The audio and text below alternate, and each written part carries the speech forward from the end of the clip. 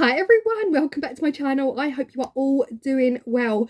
Inspired fully by Monday's video where I accidentally created this gorgeous ombre effect in Jesmonite. I really wanted to try it again because I felt like it was a bit of a fluke and I got lucky. But I really want to use a mold I've not used before on my channel. I don't think I have. This is a large plate or large platter mold.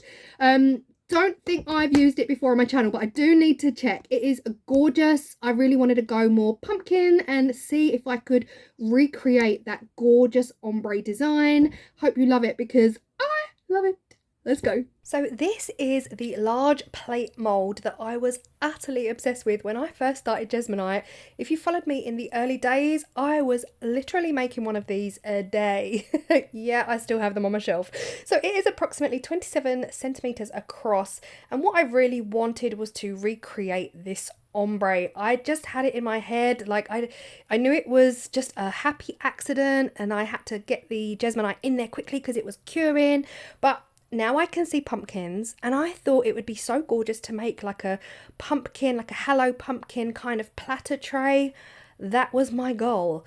I am using exactly the same squeezy bottle with the really fine tip because I'm actually going to black outline this image. And of course, like I said, I washed it immediately after use before it cured in the bottle. Now I have sped this section up, but you can see every time I pipe, I'm actually wiping the nib of the bottle with my hand a lot of the time because it's such a tiny nib that it was kind of clogging. And as I mentioned in the previous video, you don't have long. You've got about 5 minutes comfortably and then around 8 minutes max if you want to squeeze it out of the bottle.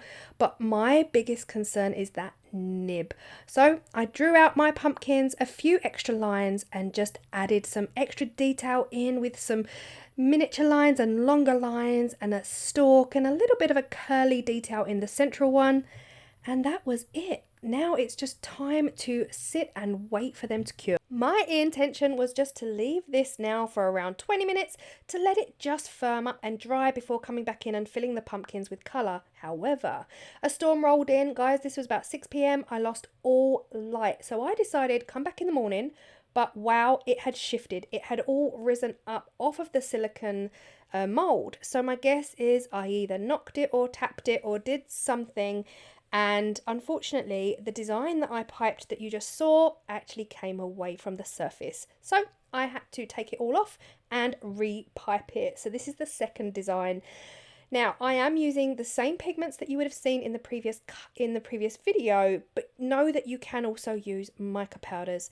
This time around, I'm pre-mixing my colours into the Jesmonite liquid just to make sure that I've got the desired shades that I really want before adding my powder, because as soon as you add your powder, you're on a time limit. You're kind of thinking, I've got 5 minutes to move.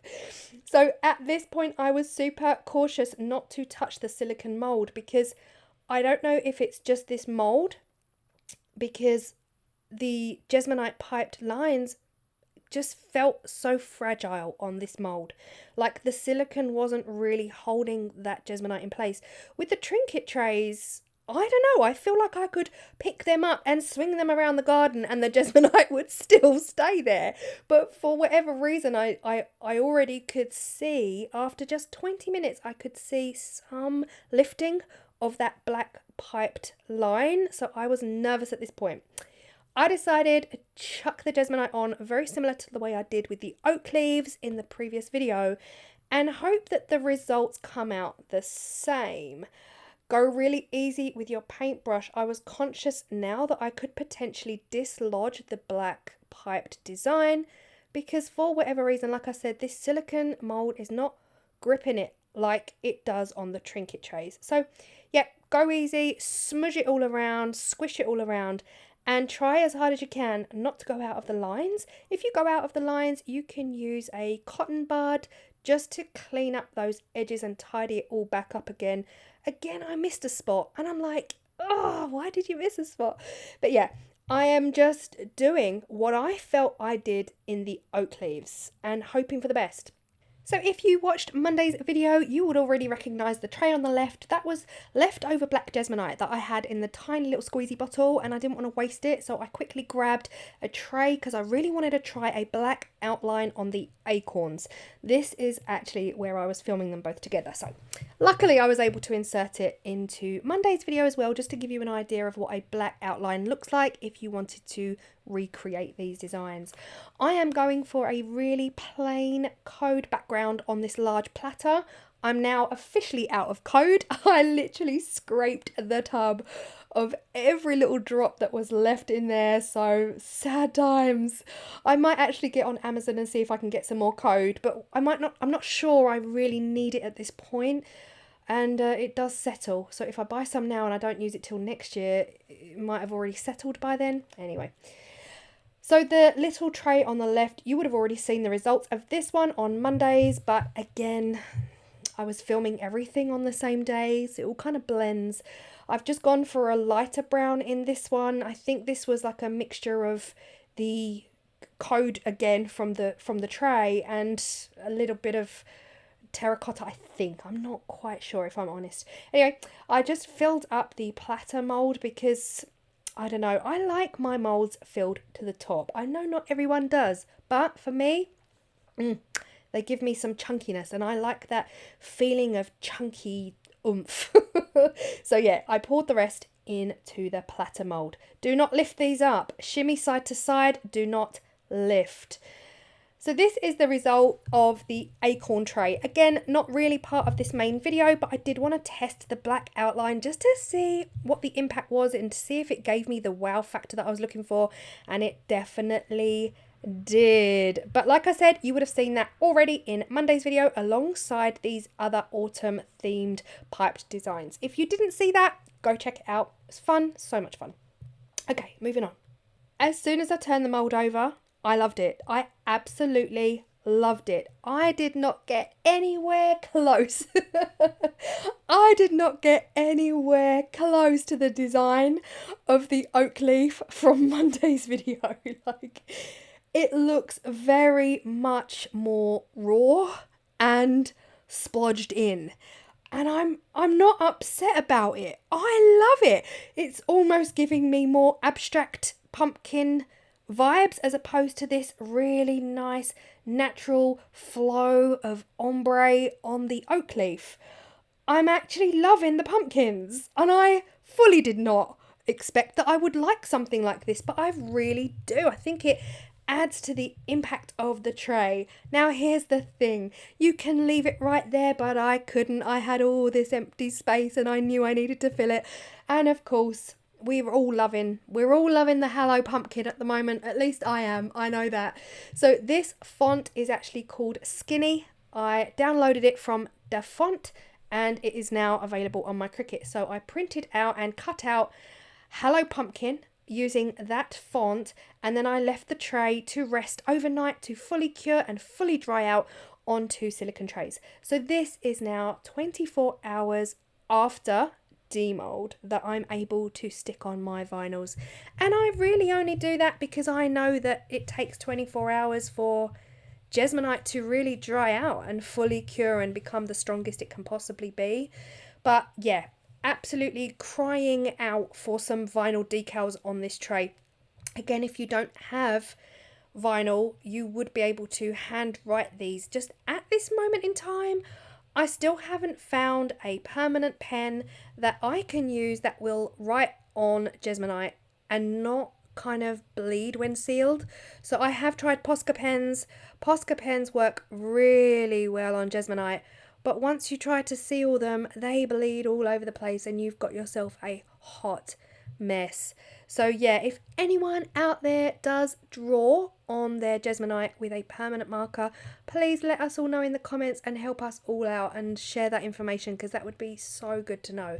So if you didn't have a cutting machine and you didn't have access to the vinyl, then of course you could hand write it or trace it through, you know, a document that you've printed off at home, things like that.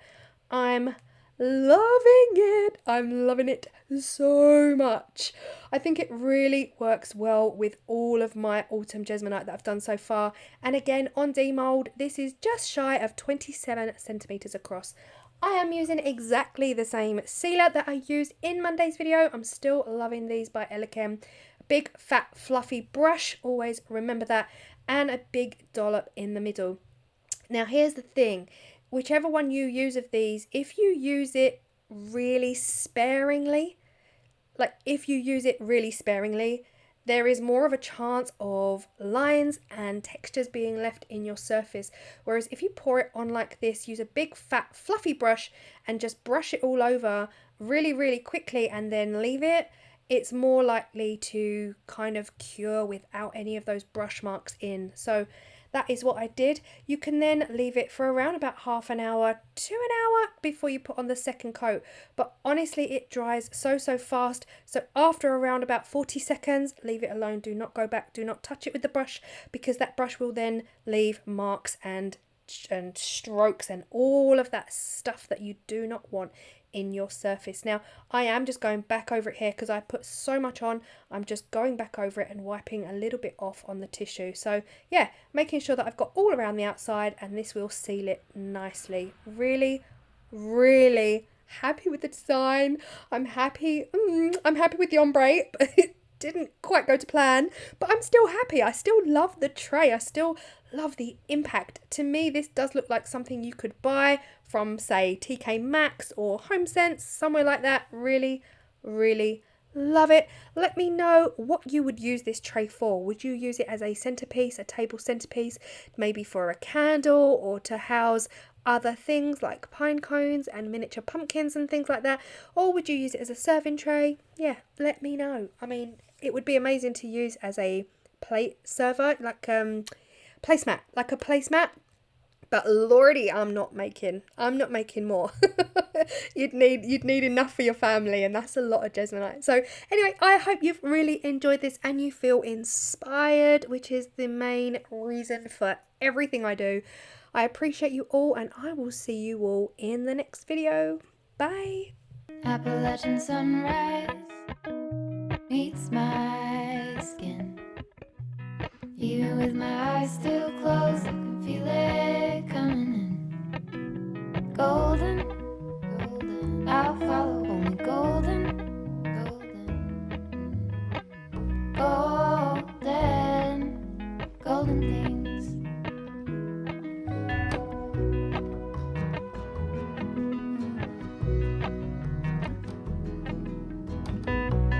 Mountain laurel high fives for miles in spring. Rainbow trout and a hummingbird wing. Golden, I'll follow only golden, golden, golden things. Gold hair, gold rings,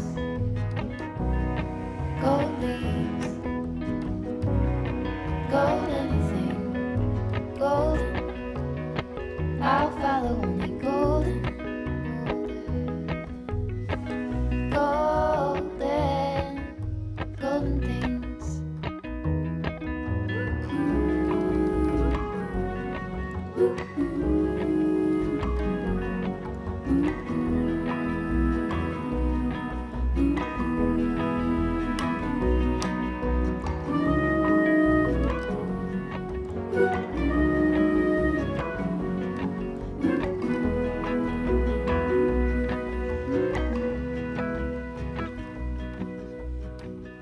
Walk up the river by my son. Feet step over